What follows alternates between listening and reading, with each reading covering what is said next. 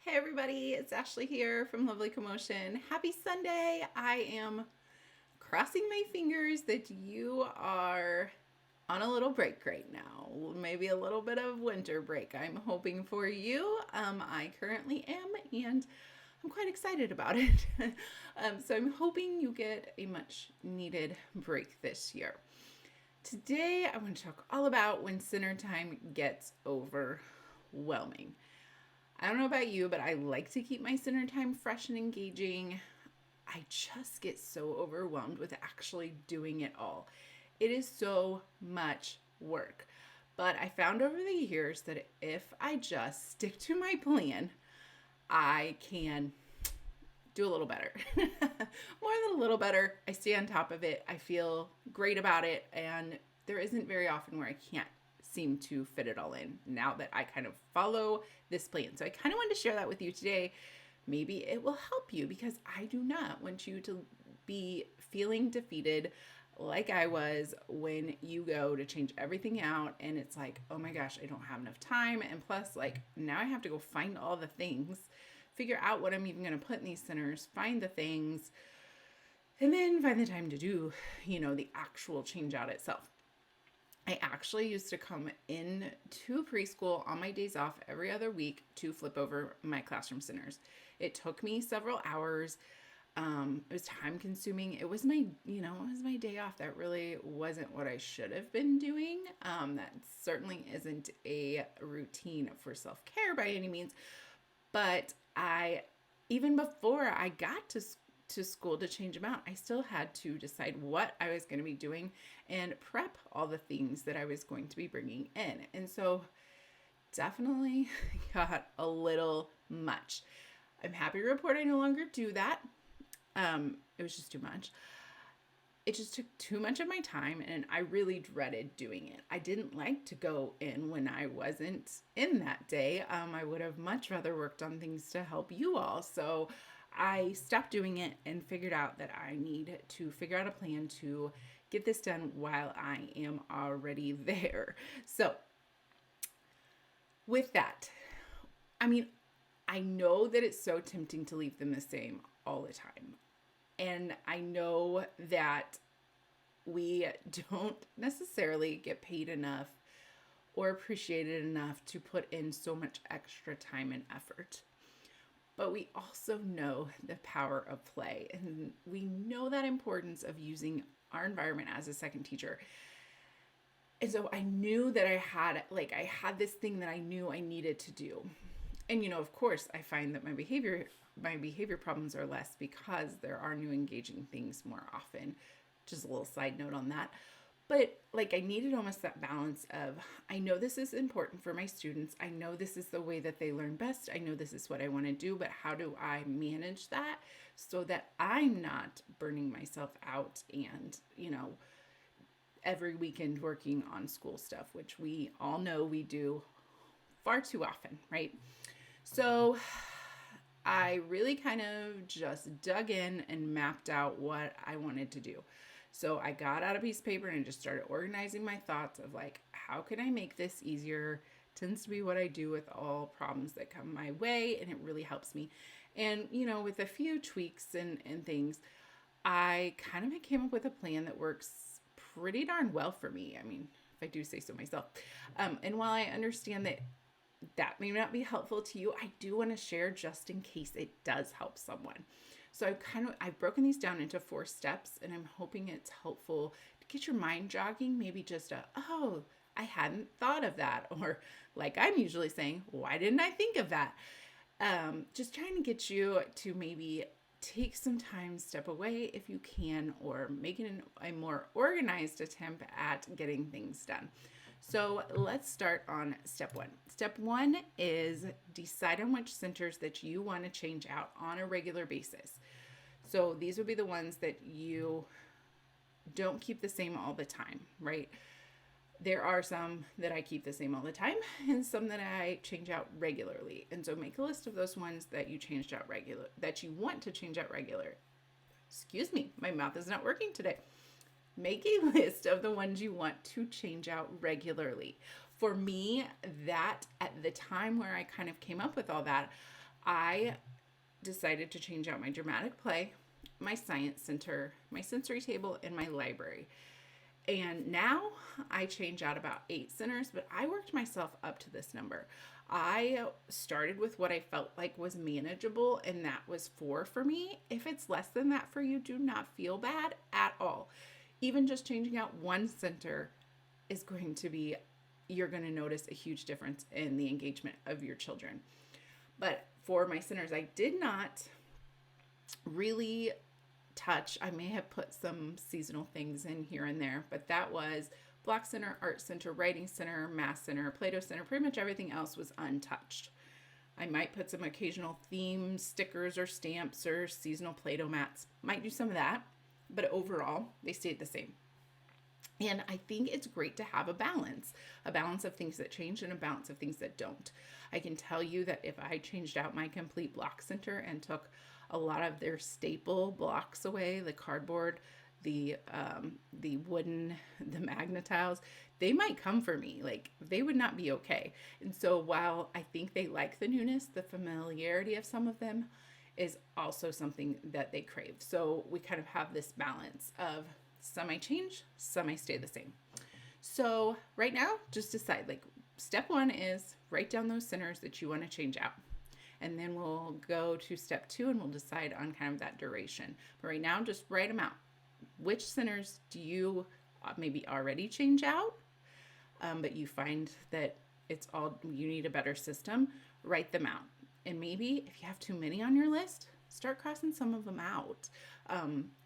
I change out my math centers and literacy centers and writing center now to try to keep engagement up, but I didn't always do that because it was too much. I didn't have the resources prepped.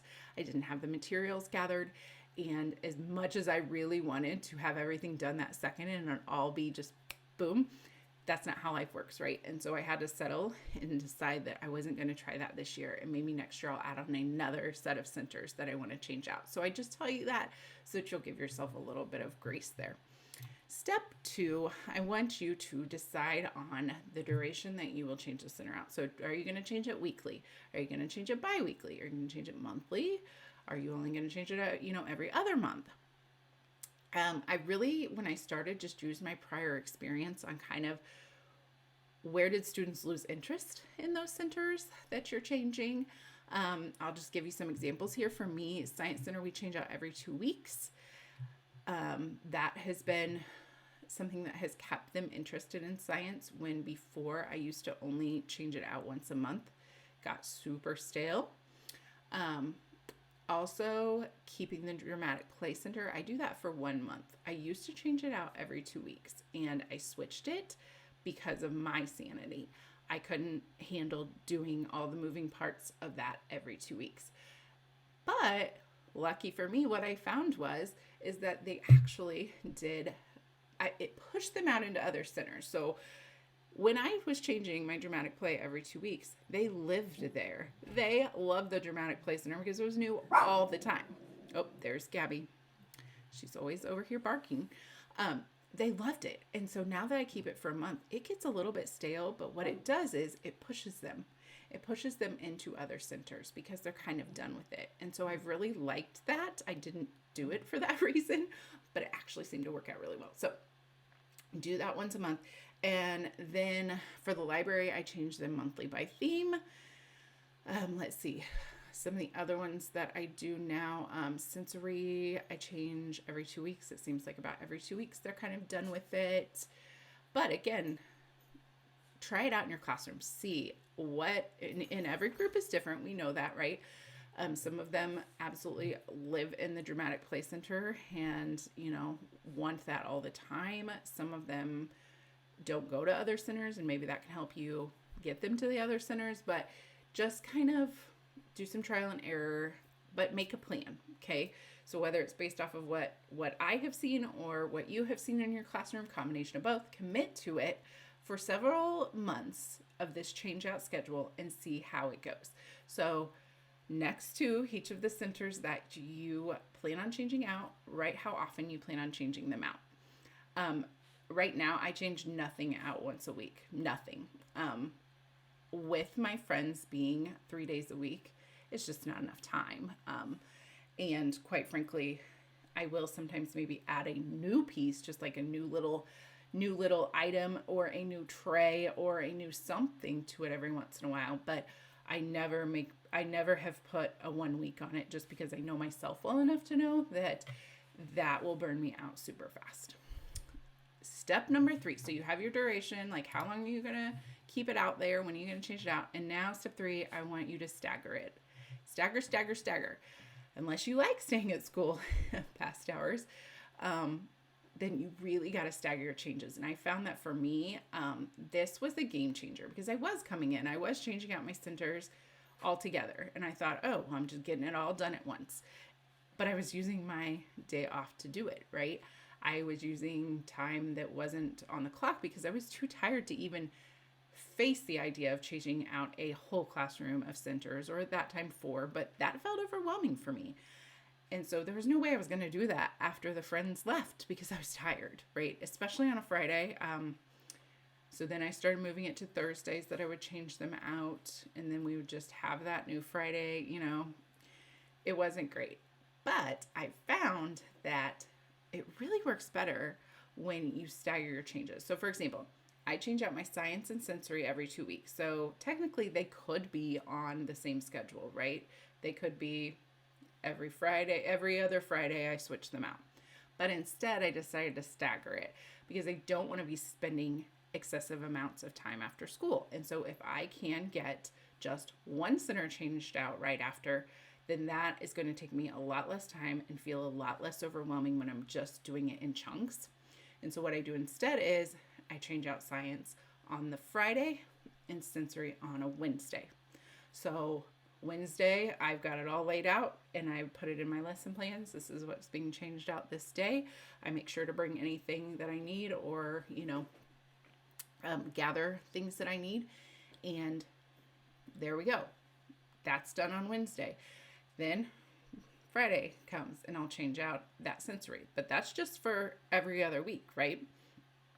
I'm not doing all of this every week. It's only every other week. And then when the monthly changes come, I'll put those on yet another day, right?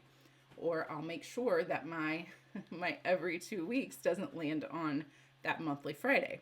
So it sounds like a planning nightmare, but don't worry, I got something to help you with that too. But it really helps. It really helps you feel like, okay, I can do this. And you know what I've also found that's been a kind of a hidden benefit is that when you're staggering the changes, it isn't like this whole new classroom when they walk in.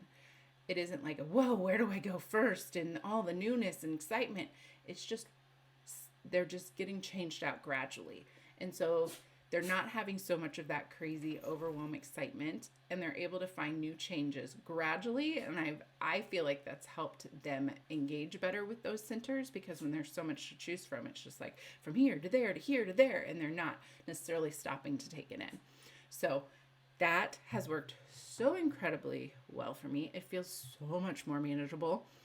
And, at the end of the day, I can do one. Like, I can tell myself I can do one center at the end of the day. I can't do 2, 3, 4. No way.